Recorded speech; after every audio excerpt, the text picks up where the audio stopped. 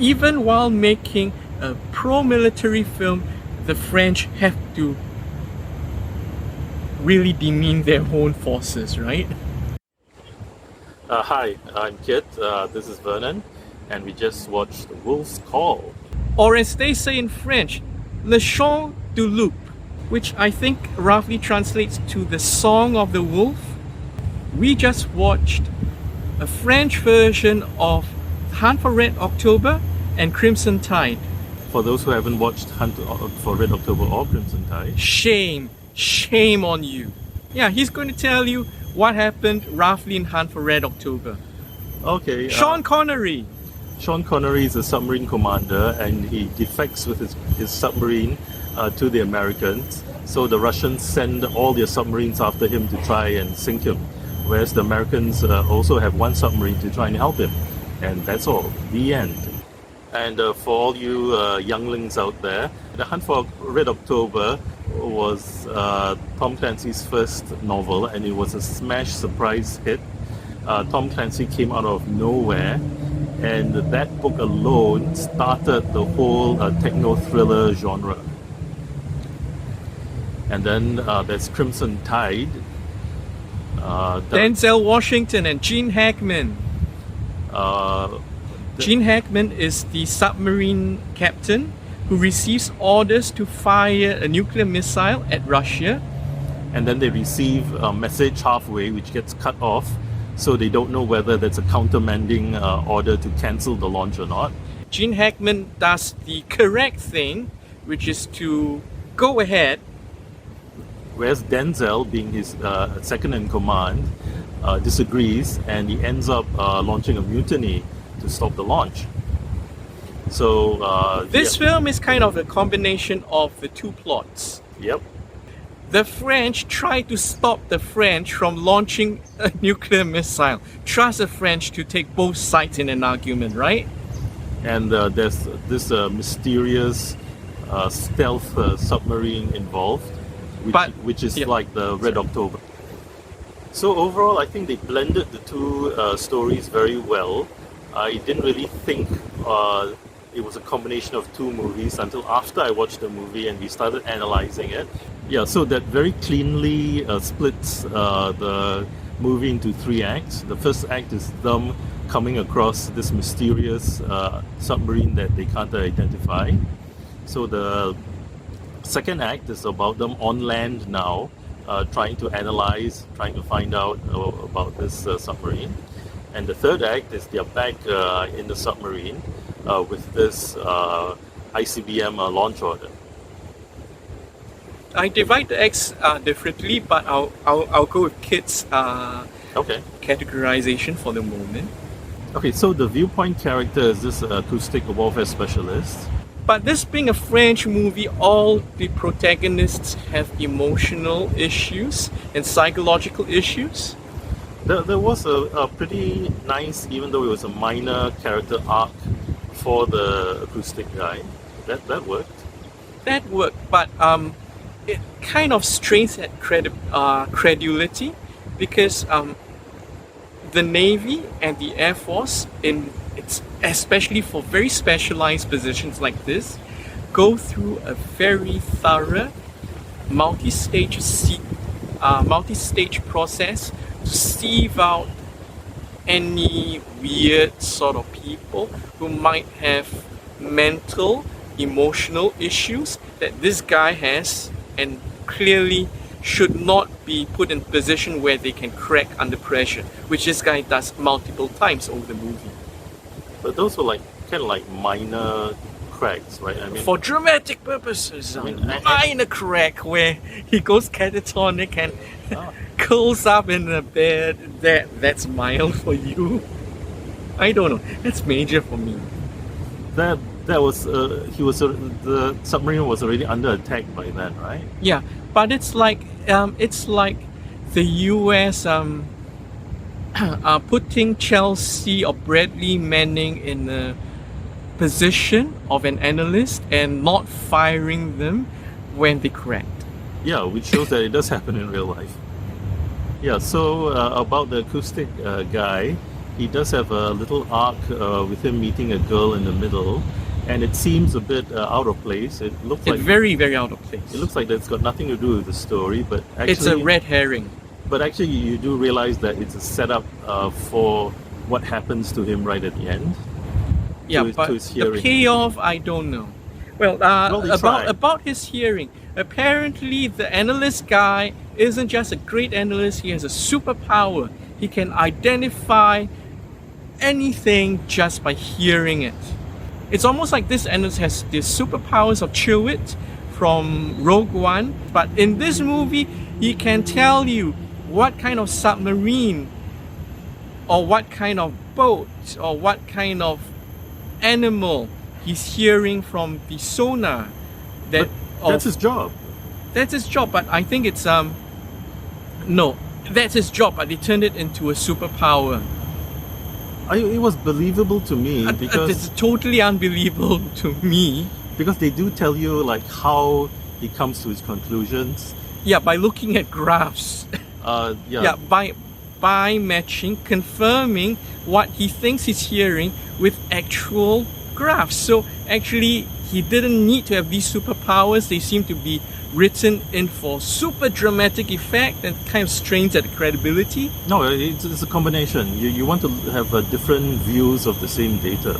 So you have an optical view of the acoustic trace on the screen. And then you have his Yeah. superpowers. But they also break it down. You say like, okay, we can count the number of blades on the propeller and other things. He talks about the shaft of the propeller being out of balance, so you can hear the noise from that.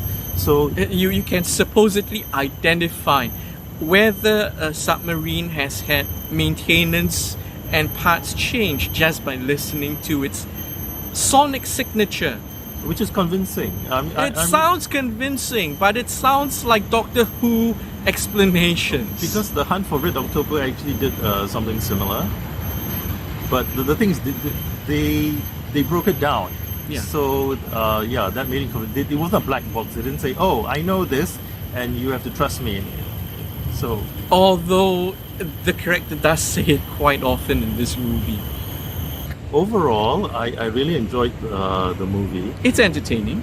and the technical aspects were mainly believable and interesting, from what I could tell. Even though, of course, being a nitpicker, I did find quite a lot to nitpick about the technical side.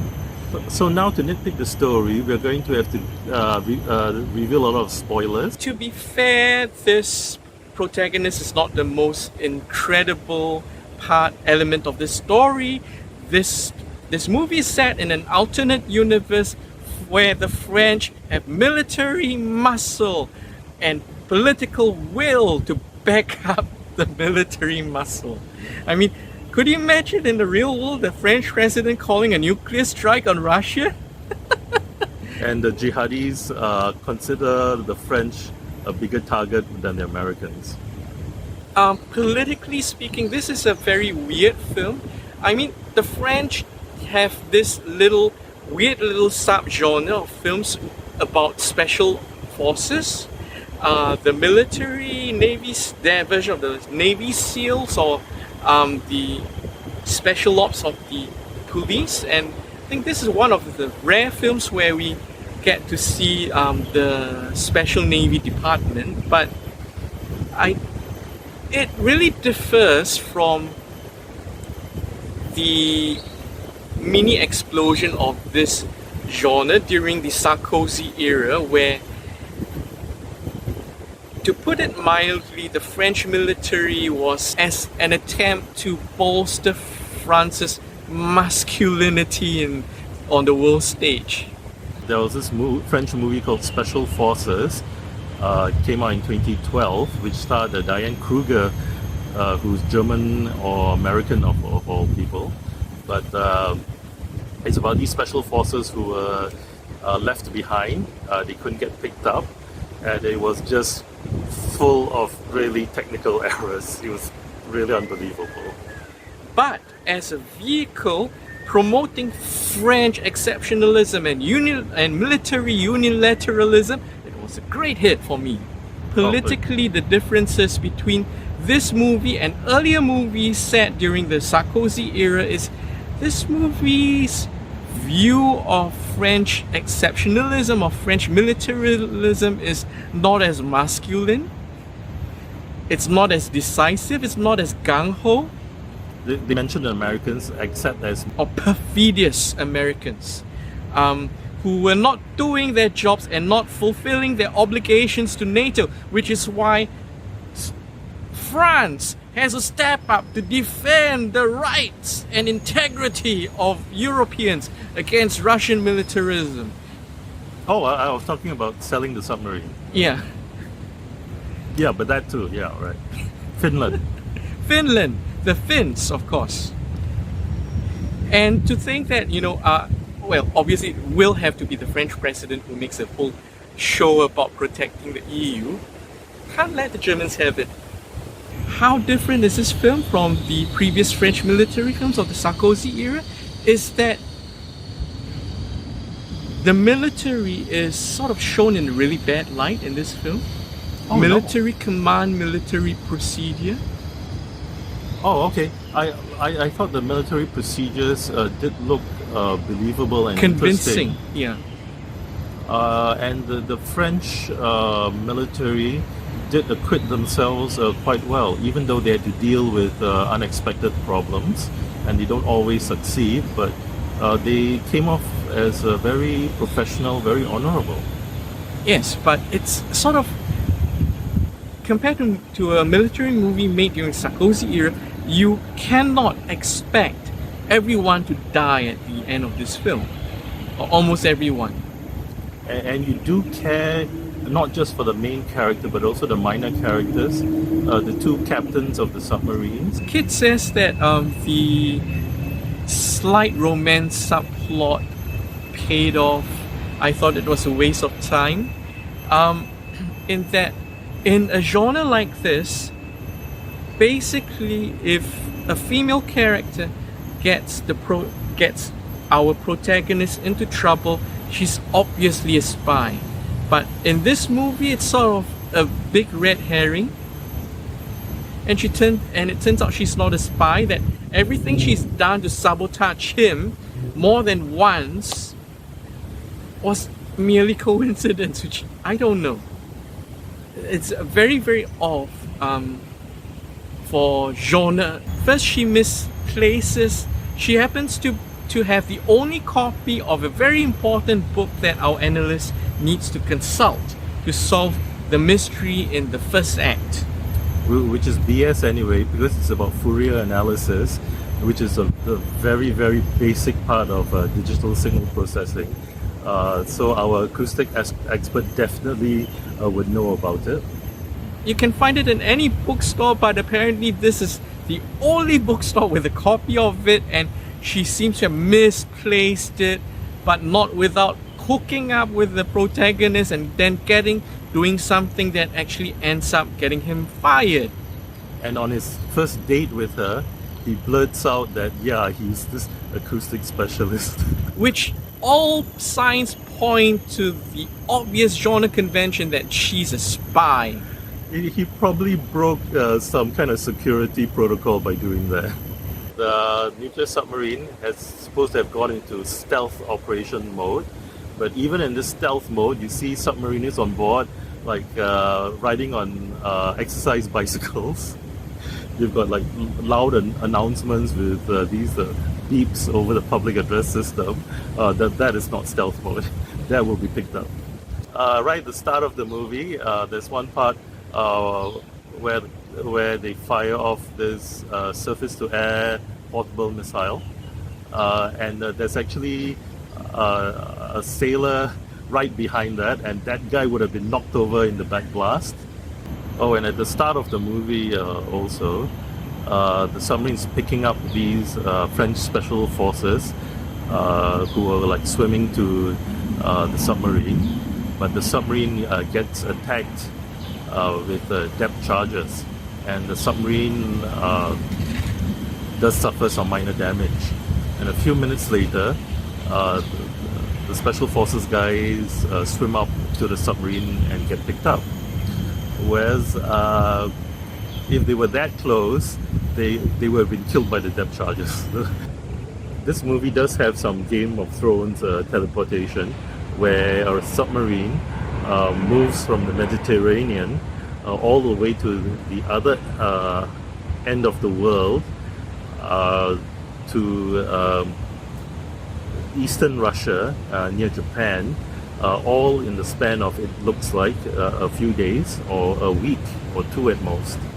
And then decides to launch a nuclear missile at France from the Russian Far East. It also so happens that that submarine was being followed by a French submarine that was close enough to pick up its acoustic signature, which is very unlikely considering how few submarines the French actually have compared to the Russians. Yeah, but so basically this film takes place in an alternate universe where the French are the global policemen instead of the Americans.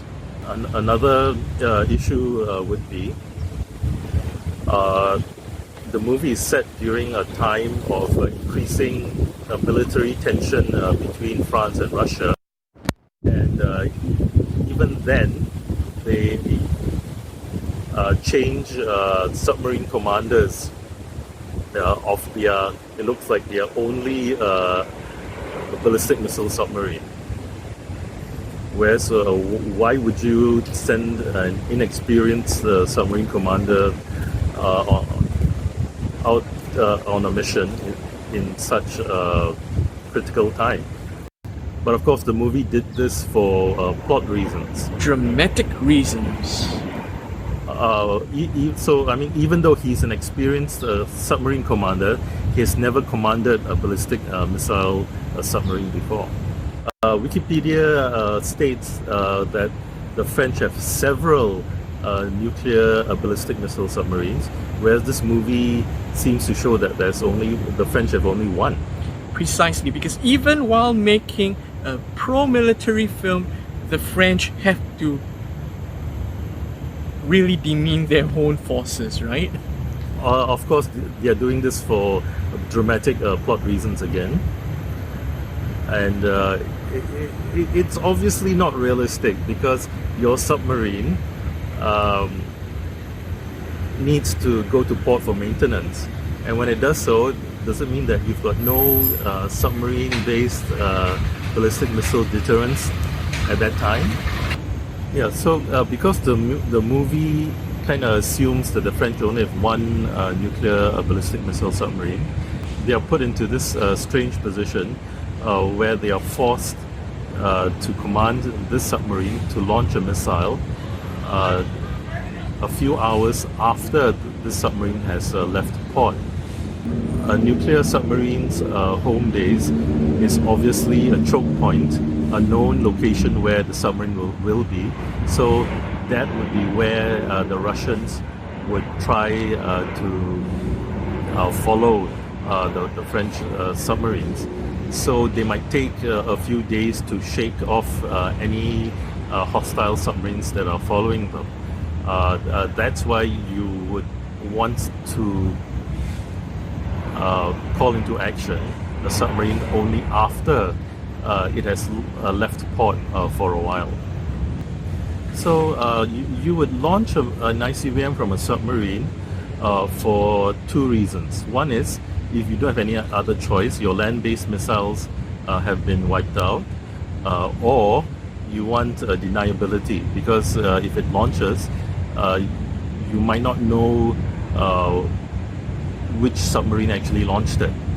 So why did the French choose to use the submarine as a retaliation? Because they do have land-based missiles, which are normally more accurate, which was also shown in the movie, because the submarine had to get a fix of its position in the sea in order to make their launch more accurate. Yeah, I mean, on one hand, you have a president of France who's so gung-ho and so willing to flex his muscle, call a nuclear strike against Russia, but at the same time, it's like, you know, this French president also doesn't want to make it perfectly clear to the whole world that He's launching the missile because he wants to do it from a nuclear submarine. It's not quite consistent. But I'd say it was done for dramatic purposes because, after all, this is a movie about the French Navy. And you'll notice that this is the third time that we've said that something unbelievable was done for plot dramatic reasons, which is It's a quite very lot. dramatic film. So overall, I think this was entertaining enough. You might roll your eyes at a lot of the far-fetched details of this movie, but overall, if you're in it for nostalgia reasons, you want to rewatch Hunt for Red October. I think it actually compares quite favorably to the Hunt for Red October movie and Crimson Tide. But I watched those many years ago, so I can't be sure. Politically speaking, of course, it takes place in the modern world, so you've got a few geopolitical touches updated in ways that kind of stretch believability. But it's entertaining, and unless you're a military nut like me, the technical stuff wouldn't bother you. This movie did quite well in France, 12 million US, box office. over 10 weeks from February. On a 22 million US dollar budget. They lost money on this, but it's a French. Oh, well, not all the receipts are in yet, and we don't know how much they're going to get from Netflix. True. Or how much Netflix is taking from them.